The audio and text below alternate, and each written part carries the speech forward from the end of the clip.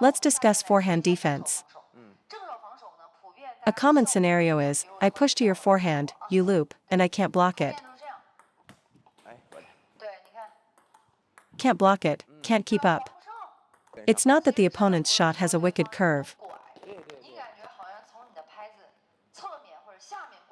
It's simply that the ball is faster than your reaction. Let me show you in slow motion what's happening.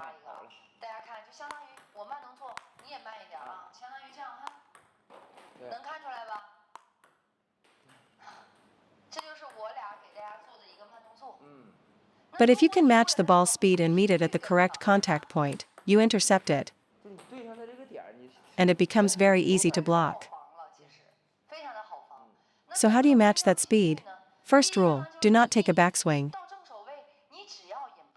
If I take a backswing, even as a professional, I can't time it. It's too difficult. By the time you finish your backswing, the ball is already past you. It's just too fast. This is especially true against topspin shots, which are faster. You might get away with it against backspin, but not topspin. So, the first key point, we have 3 contact zones, in front, to the side, and behind. Most players get jammed and try to block from behind their body out of fear. You try to jab at it from back there. It might work on a slow ball, but against a fast one, it's impossible. Therefore, you must reach forward and to your right to intercept the ball.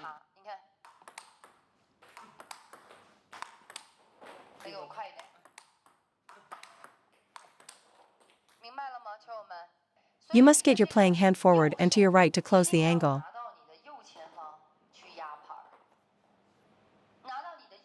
This way, the ball's speed and power won't overwhelm your defense. First, focus on meeting the rhythm. Worry about the racket angle later. If you can't even touch the ball, nothing else matters. Even if you keep your hand beside your body is too late, especially against a cross-court shot. People think it's a curveball, but it's not curving at all. If your contact is in front, the angle you need to cover is small. If it's beside you, the angle is bigger.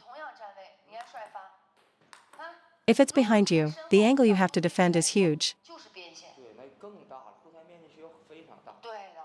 So for forehand defense, you must bring your racket forward. Intercept the ball in front of you. The contact zones, in front, side, and behind, are for different shots. To loop a ball, you need space, so your contact point has to be further back.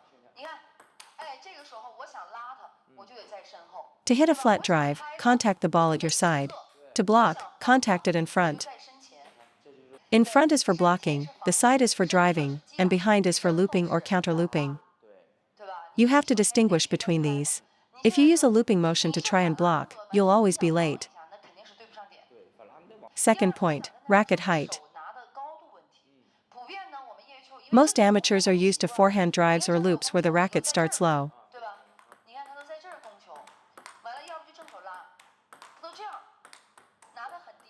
This leads to a major problem in defense. Your ready position is too low. When the ball comes, you instinctively pull your arm up from that low position. You must start with the racket higher. Think about the end of your forehand drive or loop motion. Start your block from that halfway point. That's your ready position.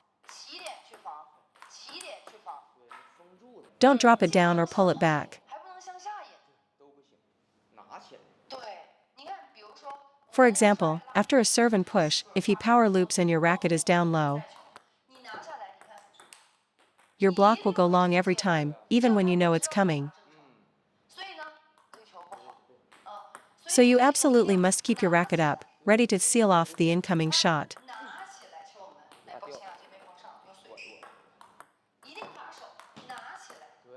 Start from the midpoint of your forehand stroke.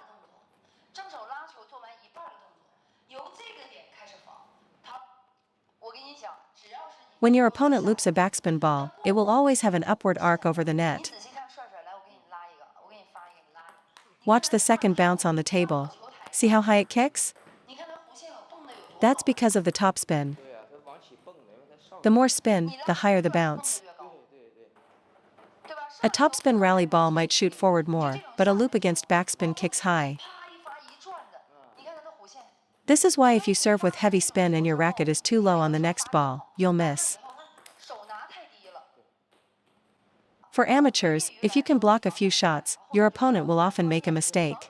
Unlike in professional play where defense alone isn't enough, it works for amateurs because their fundamentals aren't as solid. Also, many older players may have slower movement or knee problems. For them, a defense-oriented playing style is perfectly fine and very effective. So, when defending, you must keep your hand above the table. Your forearm should be pointing slightly up, not down. Look, this is the upward angle I mean. Keep your elbow down but your forearm up. Don't let it droop. Third point for forehand defense, you need to absorb the ball. This means your contact can't be too rigid.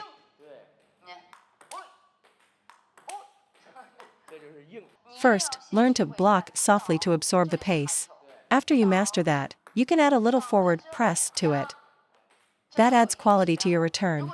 At a higher level, you can even add a little friction. But remember, a block is not a hit. Whatever power your opponent uses, your hand should catch it and absorb the energy.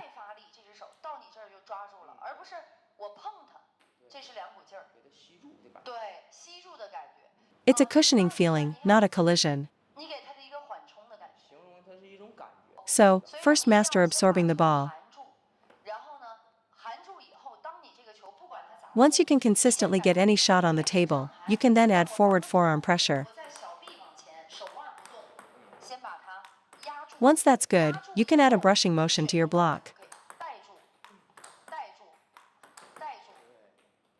But notice that in all three methods, absorbing, pressing, and brushing, there is no backswing.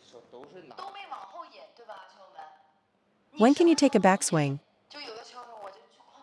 When you are far from the table. From there, you have time and space to take a swing and start counterlooping.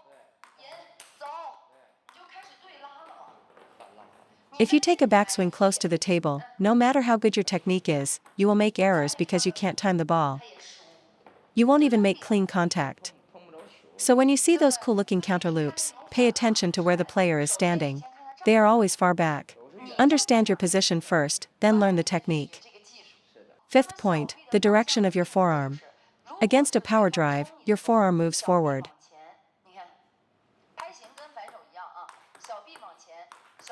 Don't let it go upward like in a normal drive, or the ball will fly out. You're used to the upward motion of a forehand drive. You must change this habit for a block.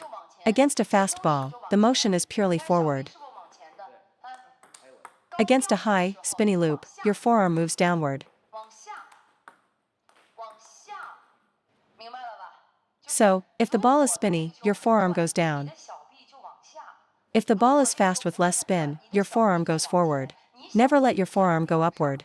An upward motion will fail against any type of attack. It will make a fast ball go long, and a spinny ball fly even further.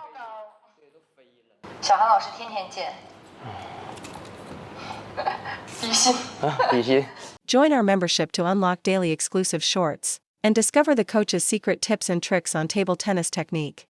You'll also get our weekly on-court coaching series. Silver members get even more and also unlock the exclusive weekly Coach's Corner series. Thank you for supporting the channel's growth.